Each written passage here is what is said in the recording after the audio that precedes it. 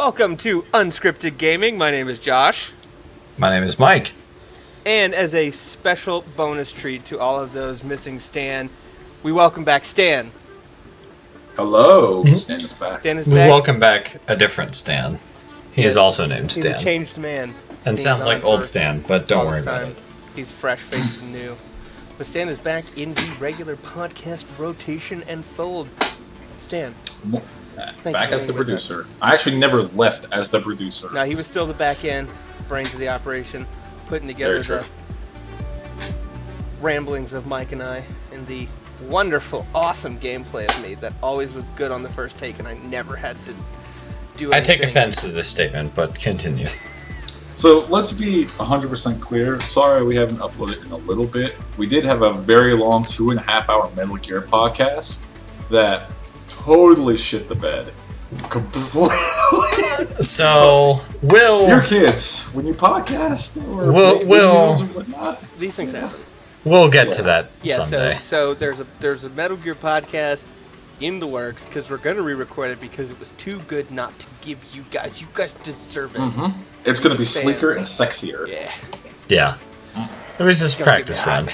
Sigh. Let's get started for the day. Let's do it. It's a sign from the podcast gods. Mike, what you been up to lately? Well, a couple of things I've been working on. I finally got around to finishing Undertale, and I think it was that I very much enjoyed the first portions of that game, but the end and the endings and just how that really kind of evolved really nailed home that was one of the best games I have played in the last year. That game is special. It's really cool. That's cool. I think I'll download it. You absolutely should, because Josh has also been playing it as well. Finished it. Wish I would have finished it on the latter side of 2015. Not going to give away anything for the Game of the Year podcast, but it very much will be missed on my Game of the Year list, and it will more than likely win my 2015 game that I played in 2016, because, man, that game is incredible. Even the ending that Mike and I both got without having gone through and done a lot of the special stuff, the extra stuff, things you'd only know after you having played it once and changing the way you play and getting the full true ending. It's still an incredible game. That game does, to cliche here, it zigs or zags when you think it's going to zig. It just does a lot of things to subvert your expectations in really cool ways. It's funny, which not a lot of games are. And the music is so good. The music is incredible. I have not laughed out Very loud good. to a game the way I have in Undertale. Possibly. Okay, I totally need to play this game then. Yeah, I would definitely recommend it. I feel I'm doing myself a disservice by not playing it, honestly. You are. It's cool. It's a very cool little thing. It's really cool. Mike, you been playing anything else? I have finally been getting into Uncharted. I know I'm about 10 years late on that, but I just saw the Nathan Drake collection on sale, and I was like, yeah, you know what?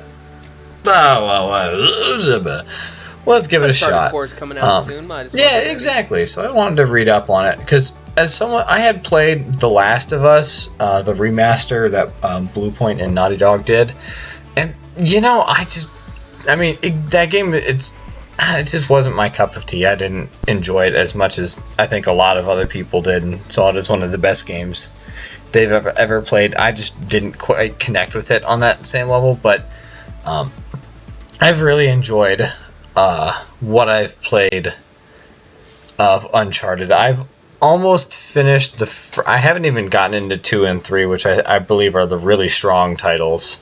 And 1 is certainly, it's a little rough in some patches. It hasn't, the gameplay I think is it kind of shows its, launch era PS3 kind of age. Mm-hmm.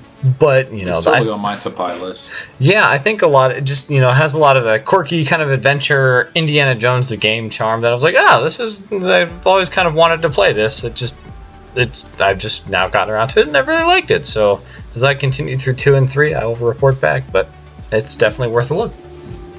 Josh, what have you been playing lately? Well, besides just finishing Undertale, 2 things big. I finally got Rocket League thanks to Mike as a birthday present. You haven't played Rocket League I had yet? not played Rocket League You up until noob. like a week ago.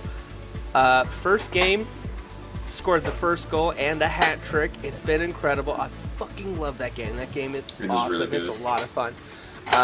And then also, it's real good. Yeah. In anticipation for Rise of the Tomb Raider coming to the PC, speaking of getting games a few years late, I've been working my way through Tomb Raider, which they really should rename Lara Croft's Series of Unfortunate Events.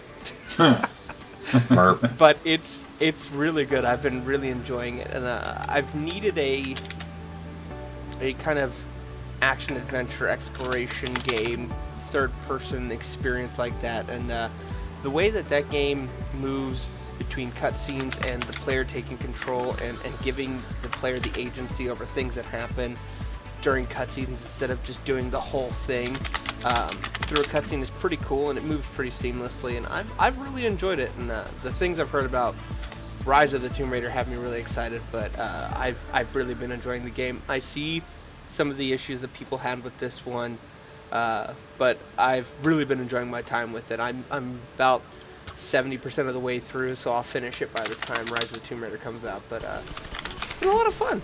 Definitely better than the PlayStation 1 Tomb Raiders, because fuck those games. Man, those are bad. Those are just not fun. I didn't enjoy the movement scheme of it. Nah. No. Stan, what about you? So after beating Xenoblade Chronicles X, which was about a month ago now, great game if you have a Wii U. Definitely, it's a must-buy title.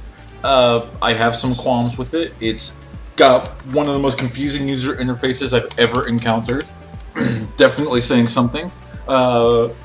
Very difficult unless you're into JRPGs. If you're not into JRPGs at all, or if you're not into anime culture or anything Japanese, this is one to skip. It's okay, because this game is all about being a person on another world with very anime-esque characters, trying to fight off giant monsters no human would ever have any ability to fight off. It's got a lot of cutesy anime jokes. Even one of your party members is a 13-year-old girl who has a fascination with, and she's a genius, of course, and she has a fascinating with building robots. Also, you get to pilot. About 30 hours into the game, you get to pilot giant mecha, and you can use that giant mecha to explore the world and fight monsters. It's a good game if you're into anime. If you're not into anime, this is a bad game for you. It's only a bad game if you're not willing to give a Japanese RPG user interface the time of day, or you're not into anime. Because if you hate anime, you will absolutely hate this game. It's just a roller coaster ride of anime tropes, and it doesn't stop. It's got a really good story, though. For better, or worse. So, after beating Xenoblade Chronicles X, I actually got Xenoblade Chronicles like half a year ago, and I'm returning to that because I played it for 2 hours, put it down, didn't pick it back up. Now I'm picking it back up, and I'm starting to appreciate it a lot more after beating the sequel. And also, as we mentioned like several podcasts ago, Josh was berating me for never beating Symphony of the Night, even though I've beaten every single other Metroidvania game released by Konami except Symphony of the Night. So, I got Symphony of the Night. I'm going to go through that. It's going to take me a couple hours. So far, it's pretty fun. I'm enjoying it. For those of you not watching the video feed of us talking, which is everybody, I'm making obscene gestures at Stan because fuck him. I wanted to bring up a piece of news real quick. I know this is kind of off the things that we want to talk about, but I thought it'd be interesting. Yeah, we are Unscripted, and I just found this out online. So, Five Nights at Freddy's World was announced and then released, and then 3 days later it was pulled from Steam. I knew that it was released. I didn't realize it had gotten pulled from Steam. So it got pulled because Scott Cawthon said he was disappointed with the role-playing game. Even though the game had a very positive rating of 80%, I was not satisfied with the reviews and ratings it was getting. For that reason, I've decided to remove the game from Steam. Okay, so I have a personal Facebook page, and I was reading the reviews, and the reviews of people that had actually put time into the game, they were very harsh and negative.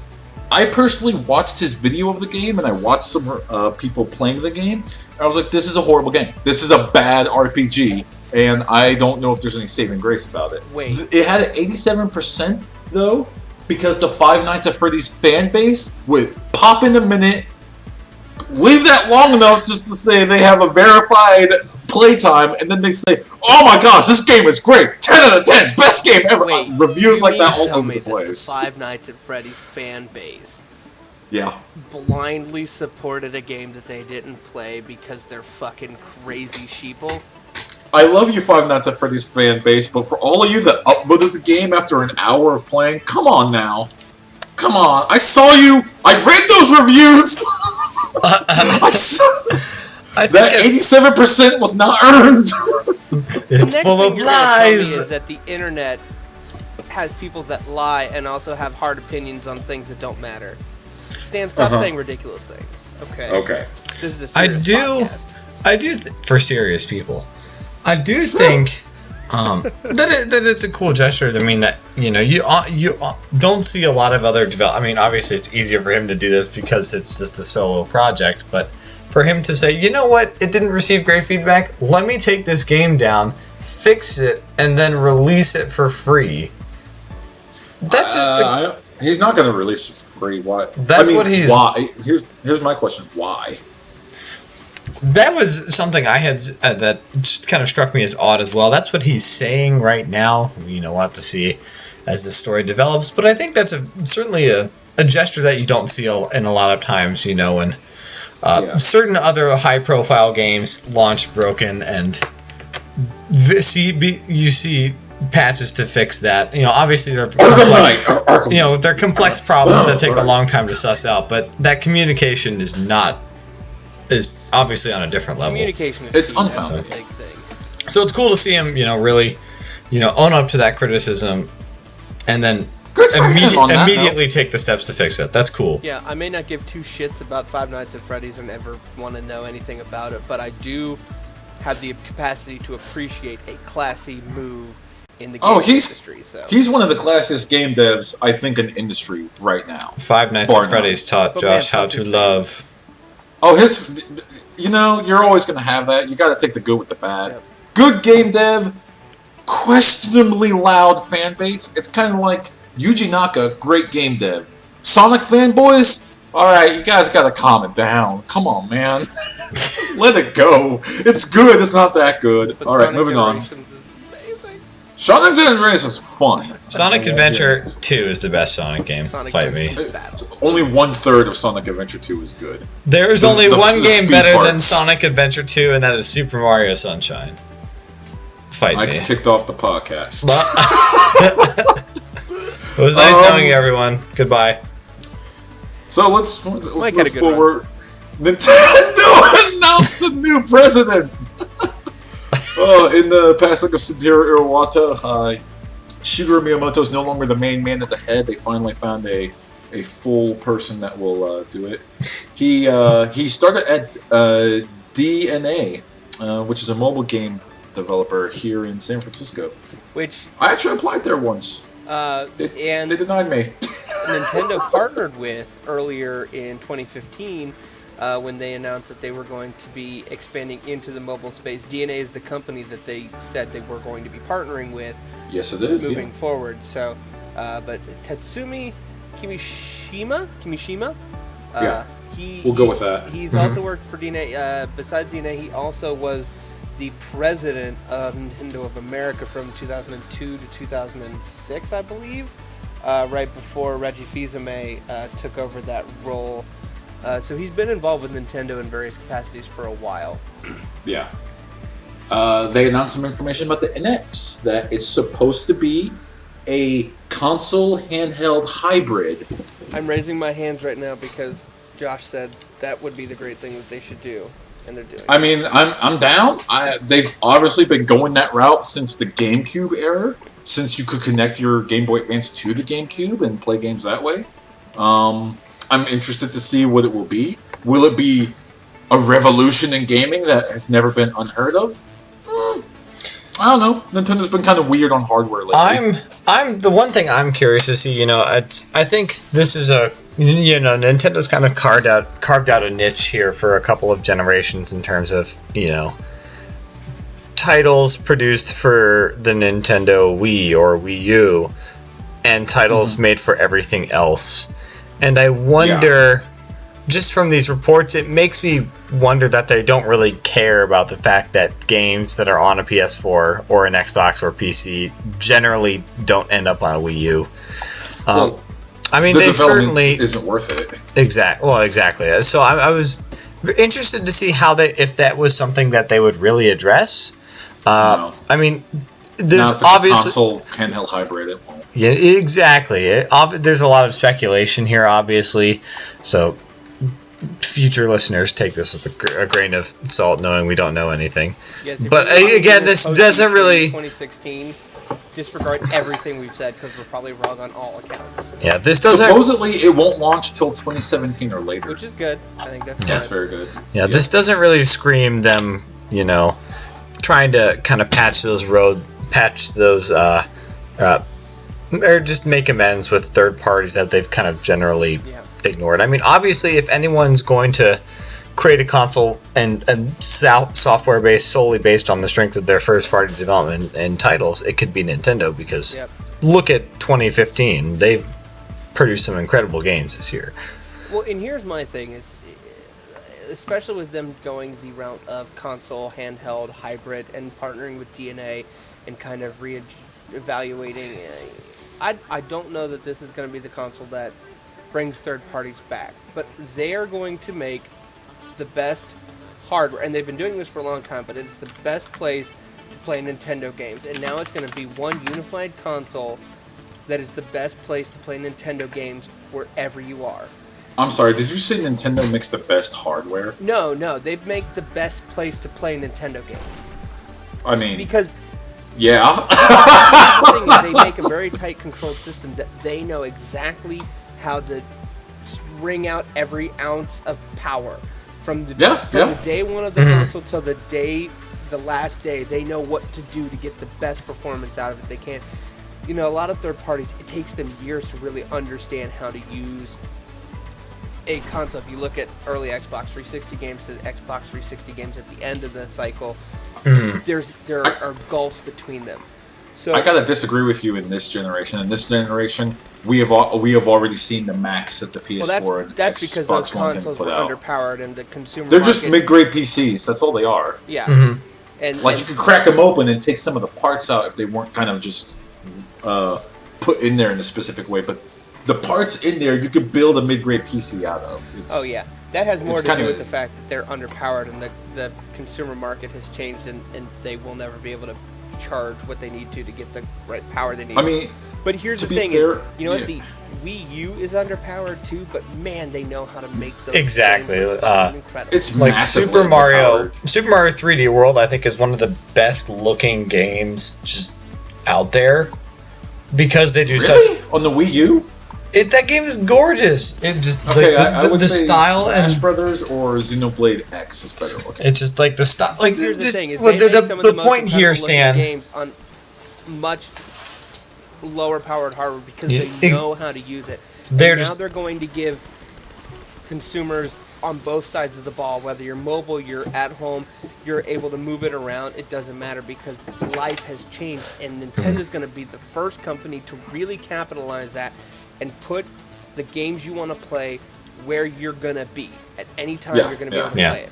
I think the one problem here or one of the many problems, will be if it doesn't quite hit it gets the worst of both worlds without really hitting the best of both worlds. So obviously it'll be designed a little more smoothly, but if this thing is just a Wii U gamepad I carry around that doesn't really have like the horsepower compared to it's other. Like a Wii U, I'm guessing it's going to be a Wii U gamepad with an HDMI cable to your TV.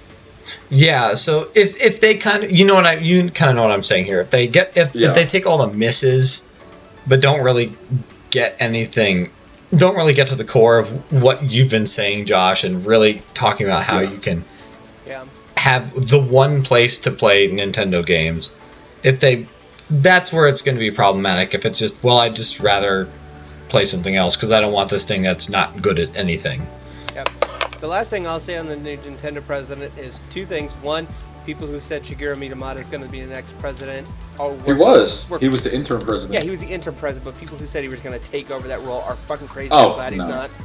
Two, no, he's been trying to retire for 5 years now. We're not really going to see the true impact of Tatsumi for a long time because the next 2-3 years are still going to be things that Satoru Iwata put in place. But people say, definitely. Who's this guy? Well, Iwata was pretty unknown when... He was head of Nintendo America for a little bit. Yeah, I mean, Iwata and he works for one of the largest mobile... He was the leader of one of the largest mobile game companies in the world. He's been around the block. Yeah. It'll be interesting to see what he does once the rest of the Iwata era decisions have rolled out. So post the next stuff, we might probably see what'll actually come from him. But things look good for Nintendo. Things look okay for Nintendo. Hey guys, you excited for Mighty Number 9 to come out here in like the next month or so?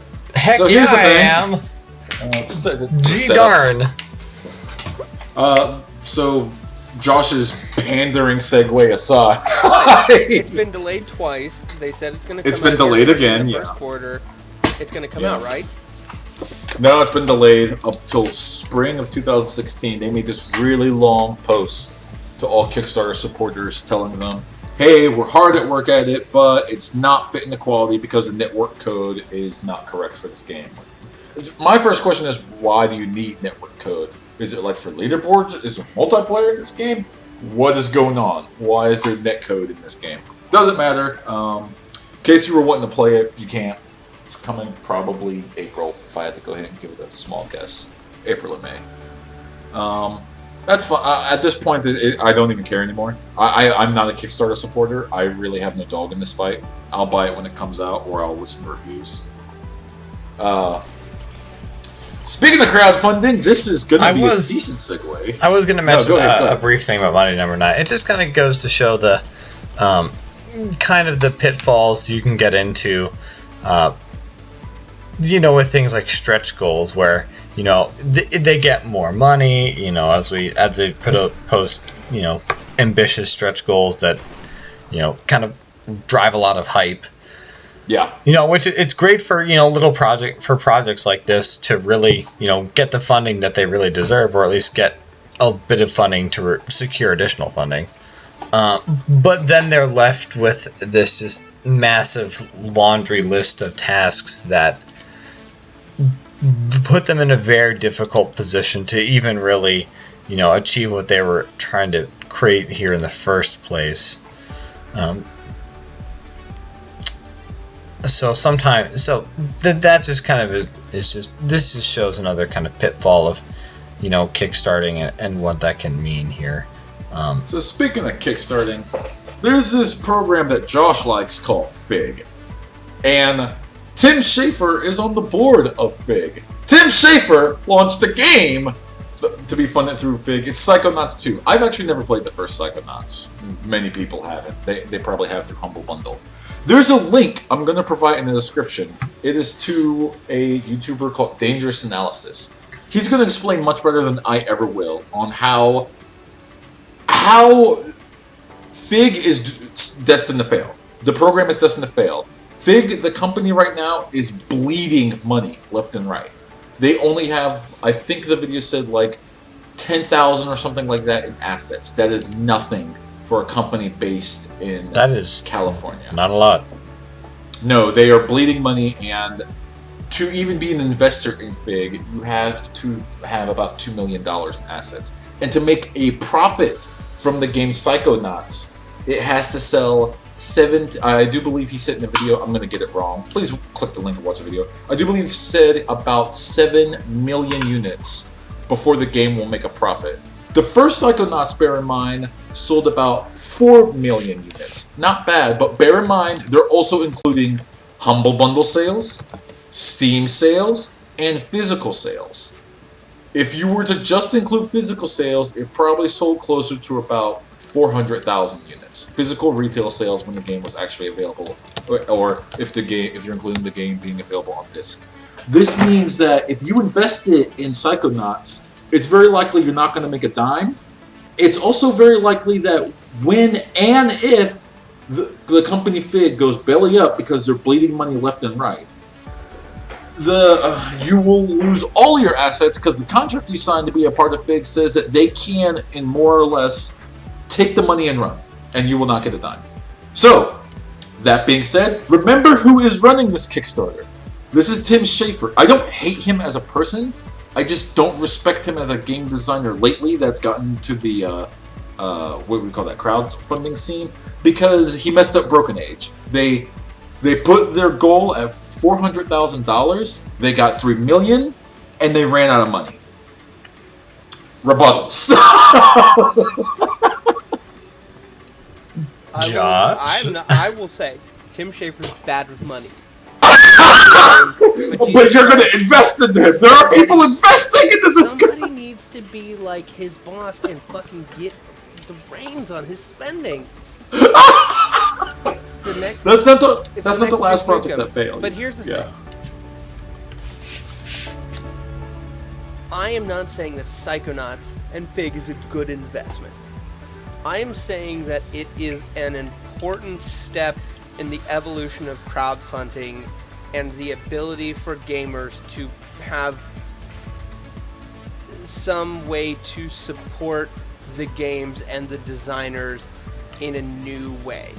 I'm not going to say that everything's going to make everybody rich, and I'm not saying it's a good idea, and I'm not saying Fig is going to be the one to get us there, but I think it's a good idea, and I think it's a good step. I also am not, I watched the same video that Stan's talking about, and I'm not nearly as alarmed as the things in that video that he talks about. I'm not nearly as alarmed by, simply for the fact that, one, Fig doesn't really have any revenue coming in yet because they haven't published a game. They're new. They're going to have expenses. They've published games. They have crowdfunded games before. They've crowdfunded games, but they haven't published one yet. They've only just funded their first game. That's not going to be done for a year or two before they start bringing revenue in. Yeah. Second. By the way, I want to, real quick, I misspoke horrifically. I was right about the 400,000 sales that they sold when they were physical, but it wasn't 7 million that they sold altogether. It was 1.2. I'm going to post a picture in the podcast. I am sorry. I grossly overestimated that number. Stands fired. But only, I'm so sorry. Only 479,000 of those, close to 500,000, were physical units. And you said 1.2 million units need to be. Is that the number sold for investors through Fig to see a return? To be actual profitable for an investor is still about 7 million. Is still about 4 to 7 million units. To be fair to Mr. Schafer, he did set a realistic goal of $3.3 million to make this game. That's actually extremely realistic. I'm gonna give him credit for that because that raised about 3.8 so far. Yes, and you all should be worried. All you But here's my thing too: is they talk about things where the company, if you make an investment, can lock you out of being able to pull your investment or do this or do that. Yes, those are things legally. that happen in regular investing too for Class A investors. But these are video gamers that don't know any better. But here's the thing: if you're going to invest, it's on you. Just because you're somebody who makes $250,000 a year doesn't mean you necessarily know how to invest. It's on the investor to learn how to do those things. Yes, I'm going to say maybe the person who has $500 to invest in a game versus somebody who makes $250,000 a year doesn't have the same access to information, or may not be as savvy. But that's still, the onus is on the investor to be informed about the decision that they're making. To be informed about the investments that they're investing in. You are correct. It's not that the thing that they're doing is crazy. It's just that people who aren't those kinds of investors don't understand that concept. They don't understand the fact that they could put money into, they think if they put money into a bank, they can take it out immediately. People put money into investment funds, and the person who runs an investment fund may not let them hold on to that money for 2 years because they have a big plan. So that doesn't really worry me. Again, I don't know if Fig's going to be successful or not. I'm very interested to see, but I don't think it's as bad or as fishy as some people may. It's not that it's fishy, it's just that this is one of those Kickstarters that you can see a mile away is almost destined to fail based solely on past experiences. Hey, you know what? He messed up Broken Age, he messed up Dwarf Station 9, I do believe that's what it's called. And those were recent. Hey, Psychonauts 1 was good, Massive Chalice, not too bad. That's when he was under a publisher. Hey. And this project is a little different than producing a game. So, you know, it's how much direct oversight is he going to have over all of these? Because he's also on the board of Fig, and he's helping develop Psychonauts 2. Mm-hmm. It'll be very interesting to watch. I am not ready to just close the book on Fig and say they're already done. I'm saying they're on their way out in 2 years of tops. I don't know. We'll see. I think there is. It's certainly, you know, at the very least, there is. It seems to be kind of, you know, who is Fig for? You know, there are. If you were, I understand. It makes it slightly easier to invest. I mean, in games, not but easy it's just no one like you, Josh. I don't know how much money anyone listens to this podcast thinks we make. I will tell you right now, combined, not enough to invest in. Exactly. So, you know, there's already Kickstarter, which if you do a Kickstarter versus a Fig, you're probably going to get a lot more attention on Kickstarter. Yes. You're already probably looking for other sources of other investors regardless. I know that Fig probably can help streamline that, you know, looking for investing process, which would be helpful for developers and studios. Like, I think there's certainly room for a Fig type service. It's just, yeah, again, like Josh, I'm in, you know, Josh and I like to wait and see about a lot of things, but this is definitely a very interesting wait and see kind of thing for me. I will leave my thoughts on Fig on this.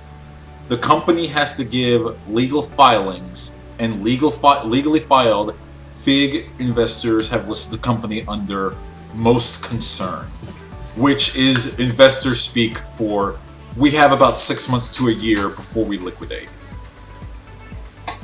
That is the definition of that. And here's my final word: is they're a company that the way they're structured, they're not going to take revenue in for several years. So yes, they're going to bleed money. I mean, God, Amazon has only been profitable for like 2 months out of their entire existence. So just because you're bleeding money doesn't mean you can't continue to exist. They do have people that are putting money into the company to make Amazon's not Fig. I know. I'm just saying. Okay. They have a source of income before of money getting infused in by a parent company before they get revenue coming in. So I'm not willing to write them off yet. I'm not willing to say they're a success either. Okay, we'll just see. That's very fair. That's very fair. I'm glad about that. Mike, your final thoughts on Fig?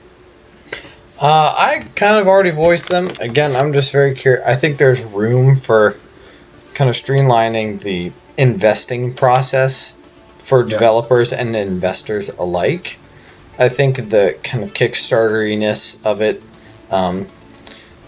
is just kind of a cute little kind of bonus here. So I don't know if Fig is really for the people who usually kickstart products. But again, I'm very curious to see, you know, where this ends up. Yeah. All right, so I think that covers all of our thoughts for this week. Gentlemen, why don't you go ahead and give us a sign off, Josh? This is the Make part. it snappy though. This is the part where I say that if you send us dumb questions, we'll give you dumb answers. Mike really wants somebody to send him a question so he can answer Please. on the podcast. And the way you I'm do done. that is by leaving us a comment here on the YouTube. No, don't comment to us all the time. Tweet us. Yeah. Leave us Facebook Tweet us messages. at unscript_gaming or follow us on Facebook at Unscripted Gaming. But this has been Unscripted Gaming. I'm Josh. I'm Mike. I'm Stan. Peace. Bye. Have a good night.